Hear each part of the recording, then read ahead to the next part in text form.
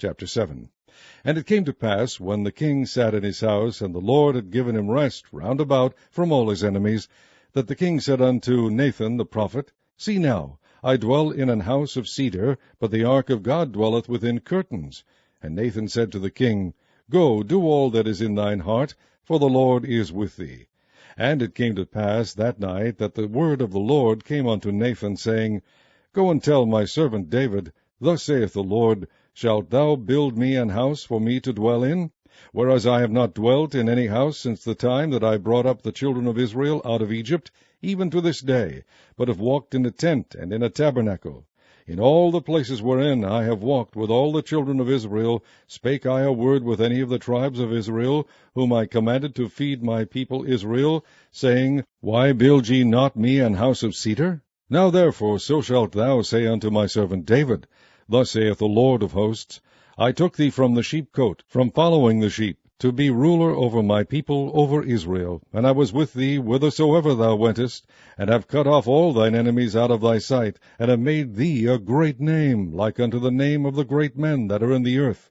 Moreover, I will appoint a place for my people Israel, and will plant them, that they may dwell in a place of their own, and move no more. Neither shall the children of wickedness afflict them any more, as before time. And as since the time that I commanded judges to be over my people Israel, and have caused thee to rest from all thine enemies, also the Lord telleth thee that he will make thee an house. And when thy days be fulfilled, and thou shalt sleep with thy fathers, I will set up thy seed after thee, which shall proceed out of thy bowels, and I will establish his kingdom. He shall build an house for my name, and I will establish the throne of his kingdom forever. I will be his father, and he shall be my son. If he commit iniquity, I will chasten him with the rod of men, and with the stripes of the children of men.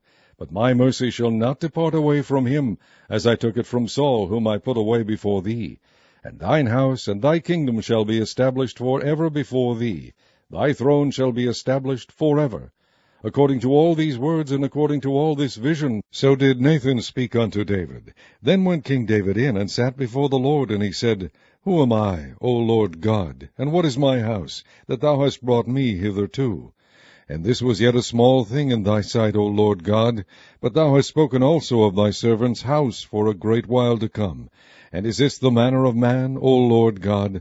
And what can David say more unto thee? For thou, Lord, knowest thy servant. For thy word's sake, and according to thine own ear, hast thou done all these great things, to make thy servant know them. Wherefore thou art great, O Lord God. For there is none like thee, neither is there any God beside thee, according to all that we have heard with our ears. And what one nation in the earth is like thy people, even like Israel, whom God went to redeem for a people to himself, and to make him a name, and to do for you great things and terrible for thy land, before thy people which thou redeemest to thee from Egypt, from the nations and their gods? For thou hast confirmed to thyself thy people Israel to be a people unto thee forever, and thou, Lord, art become their God. And now, O Lord God, the word that thou hast spoken concerning thy servant, and concerning his house, establish it forever, and do as thou hast said. And let thy name be magnified forever, saying, The Lord of hosts is the God over Israel, and let the house of thy servant David be established before thee. For thou, O Lord of hosts, God of Israel, hast revealed to thy servant, saying, I will build thee an house. Therefore hath thy servant found in his heart to pray this prayer unto thee. And now, O Lord God, thou art that God, and thy words be true, and thou hast promised this goodness unto thy servant. Therefore now let it please thee to bless the house of thy servant, that it may continue forever before thee. For thou, O Lord God, hast spoken it, and with thy blessing let the house of thy servant be blessed forever.